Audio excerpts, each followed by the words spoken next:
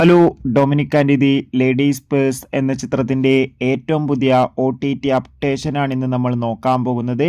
വീഡിയോയിൽ മുൻപ് video like ചെയ്യുക, ചാനൽ സബ്സ്ക്രൈബ് ചെയ്യുക. ഓഗസ്റ്റ് മാസം അങ്ങോട്ട് ധാരാളം ചിത്രങ്ങൾ OTT റിലീസ് ചെയ്യും. നമ്മുടെ ചാനൽ ഭാഗം പരിശോധിച്ചാൽ ആ വീഡിയോയ്ക്ക് നിങ്ങൾക്ക് കാണാൻ വേണ്ടി സാധിക്കുന്നതായിരിക്കും.